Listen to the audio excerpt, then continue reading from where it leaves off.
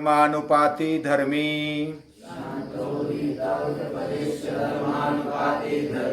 शांतोदिताव्यपदेश्य धर्मानुपाति धर्मी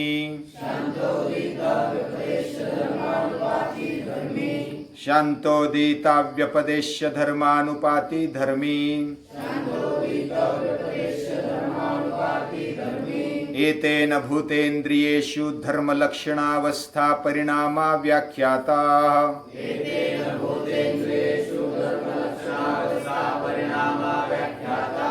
शांतोदिताव्यपदेश्य धर्मानुपाति धर्मी शांतोदिताव्यपदेश्य धर्मानुपाति धर्मी।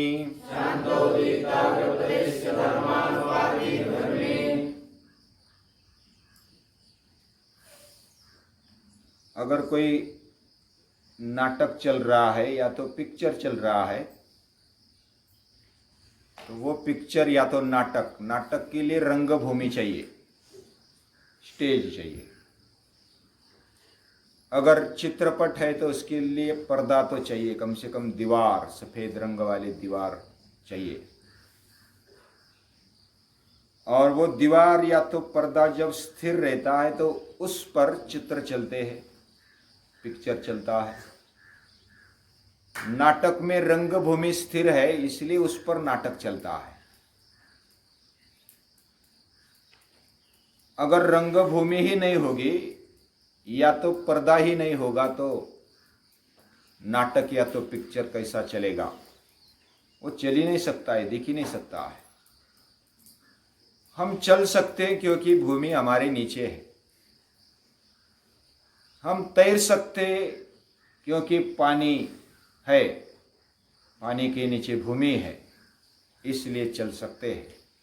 कोई भी कृति, कोई भी कार्य तब चलता है जब उसके लिए फाउंडेशन है, भूमि है। अभी हमने अलग अलग परिणाम देखे चित्त के ऊपर, या तो कोई वस्तु पदार्थ या तो व्यक्ति के ऊपर जो भी परिणाम दिखाई देते हैं, वो परिणाम महर्षि पतंजलि बताते हैं कि चित्त पर परिणाम पहला होता है निरोध परिणाम, उसके बाद समाधि परिणाम, एकाग्रता परिणाम। उनको चलते चलते धर्म, लक्षण और अवस्था परिणाम चलता है। ये परिणाम किधर चलते हैं? परिणाम यानी अलग अलग बदलाव, परिवर्तन। और ये बदलाव या तो परिवर्तन चलते हैं, इसका मतलब कोई ना कोई फाउंडेशन में है। वह जब तक है तब तक चलते हैं परिणाम, और वो नहीं है तो परिणाम नहीं दिखते। जैसे कोई बीज है, बीज को जमीन में डालेंगे, पानी डालेंगे, वातावरण मिलेगा तो बीज अंकुरेगा और वो पौधा बनेगा, पेड़ बनेगा, क्योंकि उसके लिए फाउंडेशन मिला है, भूमि मिली है। ये चित्त परिणाम इसलिए पाता है कि उसको फाउंडेशन मिला है, और वो है धर्मी। अलग अलग धर्म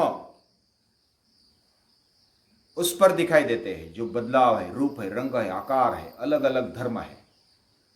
वह जिस पर दिखाई देते हैं उसके नीचे एक फाउंडेशन है, उसके नीचे एक भूमि है, और वो भूमि यानी वो आत्मशक्ति है, और उसका नाम धर्मी है। वह आत्मशक्ति स्थिर है, इसलिए ऊपर बदलाव दिखते हैं, परिवर्तन दिखाई देता है। और जो भी धर्म उठ गए थे या तो जग गए थे, उसका प्रादुर्भाव हुआ था या तो उदय हुआ था, वो सभी धर्म जब स्थिर हो जाते, शांत हो जाते हैं, वो भूतकाल में चले जाते हैं। कोई धर्म नए जगते हैं। जैसे कोई अगर बीज बो दिया जमीन में, जमीन सूखी है और फिर गीली बन गई, उसमें उष्णता निर्माण हुई, ऊष्मा निर्माण होने के बाद वो पानी के कारण और ऊष्मा के कारण वो बीज फूला, वो तगड़ा हो गया, उसमें से अंकुर निकला। यानी स्टेप बाय स्टेप, पहले तो बीज था, उसका धर्म अलग था, वो सूखा था, जमीन सूखी थी, पानी आ गया, धूप पहले थी, जमीन सूख गई थी, उसमें पानी आ गया, तो एक एक बात, एक एक परिवर्तन उसमें आ गया। तो पहले सूखी जमीन थी, उसका धर्म अलग था, फिर गीली हो गई, उसका धर्म बदल गया, उसका आकार बदल गया, रंग रूप बदल गया, बीज का रूप रंग आकार बदलने लगा, अंकुर आ गया, पहला धर्म छोड़ दिया, दूसरा धर्म आ गया, फिर पहला जो धर्म है वो शांत धर्म हो गया, दूसरा धर्म है उदित धर्म हो गया, शांतोदित, और व्यपदेश, फिर आगे आने वाला धर्म भी होगा। और ये जो धर्म यानी परिवर्तन दिखाई देते हैं, अलग अलग रूप रंग आकार, है क्या नहीं है? ये समझ में आता है ना? बीज देखा है उगते उगते, जब जमीन में डालकर देखो, अगर नहीं देखा है तो, और हर रोज निरीक्षण करते जाओ। जैसे हम मूंग मट खाते हैं, उसको अंकुरन आता है, पहले मूंग मट सूखे हुए थे, हाँ वो छोटे थे, आकार छोटा था, उसका रंग अलग था, फिर भिगो दिए तो आकार बड़ा हो गया, फिर उसके ऊपर का जो आवरण था वो निकल चुका, या तो कुछ निकला कुछ बाकी है, और वो तगड़ा हो गया, डबल हो गया, उसमें से अंकुर आने लगा, उसको गर्मी मिल गई। तो पहले जो संस्कार हुए, धर्म निकल आए, वह शांत हो गए, पहले वाले शांत हो गए, दूसरे उठ गए, उदित हो गए, और फिर जो भी आगे के क्षण आ जाएंगे वो अगले संस्कार, उसको व्यपदेश्य बोलते हैं, शांतोदिता व्यपदेश्य, धर्मानुपाती, धर्मी, यह अलग अलग धर्म के अनुपात हो गए उस पर, यानी वो बदलते बदलते उसके रंग रूप आकार अलग अलग धर्म बदलने लगे। पिछले जो धर्म थे वो शांत हो गए, जो चालू यानी वर्तमान में जो धर्म है वो उदित हो गए, और फिर वो भी शांत हो जाएंगे, फिर दूसरे आ जाएंगे अनागत, उसको व्यपदेश्य बोलते हैं, भविष्य में होने वाले। वैसे हमारे चित्त पर भी ऐसे परिवर्तन आते रहते हैं, ऐसे धर्म के बदलाव आते रहते हैं। और ये जो धर्म के बदलाव है उसको कोई ना कोई धर्मी चाहिए। धर्मी यानी फाउंडेशन, यानी उस जिस पर धर्म दिख रहे हैं वो धर्मी है।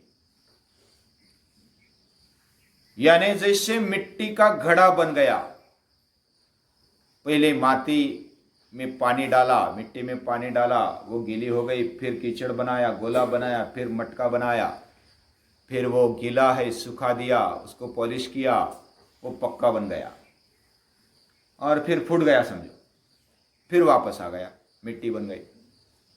वो अलग अलग धर्म ऐसे घूमते रहते हैं, वो चक्कर चलता है, चक्र चलता है। और ये जो चक्र है, अलग अलग धर्म दिखाई देते, अलग अलग बदलाव परिवर्तन दिखाई देते, और ये जो धर्म है उसका अनुपात जिस पर होता है वह धर्मी है। और धर्मी यानी वह है आत्मशक्ति, अपने अंदर रही हुई जो पुरुष शक्ति मानते हैं योग दर्शनकार या तो सांख्य दर्शनकार, वो धर्मी है, वो न बदलने वाला है, वो स्थिर है। हमारे अंदर 3 शक्तियां हैं मूल रूप में, एक है इच्छा शक्ति, दूसरी है ज्ञान शक्ति, तीसरी है क्रिया शक्ति। इच्छा शक्ति के कारण हम अलग अलग विकल्प लाते हैं, संकल्प करते हैं, और इच्छा शक्ति अमर्याद है, हम कुछ भी इच्छा कर सकते हैं। करते कि नहीं करते? मुझे राष्ट्रपति बनना है, इच्छा हो गई। मुझे पंत प्रधान बनना है, नरेंद्र मोदी जैसा, कोई बात नहीं, इच्छा तो करने में कोई हर्ज है क्या? कोई भी इच्छा कर सकते, कुछ भी इच्छा कर सकते। लेकिन हमारी ज्ञान शक्ति और क्रिया शक्ति मर्यादित है। भगवान के पास ज्ञान शक्ति और क्रिया शक्ति अमर्याद है, अनंत है, और मेरे पास वो मर्यादा में है, ज्ञान शक्ति और क्रिया शक्ति। हमारे पास शक्ति है, हम समझ सकते हैं, लेकिन उसको पूरा नहीं समझ पाते, वो अधूरी है। क्रिया भी पूरी नहीं कर पाते, वो अधूरी है। लेकिन उसको बढ़ाने के लिए, ज्ञान शक्ति को और क्रिया शक्ति को बढ़ाने के लिए इच्छा शक्ति को लाना पड़ता है, उसकी जरूरत है। बिना इच्छा के भगवान भी ये सृष्टि निर्माण नहीं कर पाते। स कामयत, उसने कामना की यानी इच्छा की, भगवान ने इच्छा की और सृष्टि निर्माण हो गई। वो इच्छा शक्ति है, हमारे पास भी इच्छा शक्ति है, भगवान ने भरपूर देकर रखी है। मैं भगवान बन सकता हूं, मुझे भगवान बनना है, ये इच्छा हो गई। और आदमी में, मनुष्य में इतनी ताकत है कि वो अपनी इच्छा शक्ति के बल पर आशा बनाए रखता है, और जो आशावान रहता है वो ज्ञान भी प्राप्त करता है और क्रिया भी करता है। वो धीरे धीरे बढ़ती है, और जब भगवान के साथ उसको जोड़ दिया जाए और उसको जागृत रहते हुए क्रिया शक्ति को और ज्ञान शक्ति को तभी हम बढ़ा सकते जब हम जागृत हैं। इच्छा शक्ति को कार्यान्वयन करने के लिए, किसी को ऐसा समझो कि पीएसआई बनना है या तो आईएएस बनना है, या तो अलग अलग ध्येय होते हैं, वो बनना ही इच्छा हो गई, लेकिन उसके पीछे लगती हुई ज्ञान प्राप्त करना, और ज्ञान प्राप्त करते करते उसके लिए क्रिया भी करना। वो इच्छा शक्ति से हम जितनी भी शक्ति हमारे पास, क्रिया शक्ति है और ज्ञान शक्ति, उसका उपयोग करते हुए अगर आगे बढ़ते हैं तो ये बैटरी जैसा है, ये आगे आगे चलते हैं तो इच्छा शक्ति के साथ साथ क्रिया शक्ति भी बढ़ती है और ज्ञान शक्ति भी बढ़ती है। ये बहुत आश्चर्यकारक बात है। इसलिए योग दर्शन में हमारे अंदर की शक्ति का जागरण होता है, अलग अलग शक्तियां हमें मालूम पड़ती है। और वह कैसे मालूम पड़ेगी, क्या क्या करना पड़ेगा, किधर एकाग्र होना पड़ेगा, किधर एकाग्र होने पर क्या क्या मिलता है, कैसी सिद्धियां मिलती है, क्या परिणाम मिलते हैं, वो अगले अगले सूत्र में आएगा।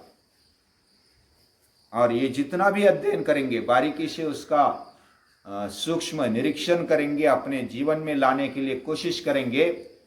हम आरुरुक्ष है, साधक है। साधक क्या करता है?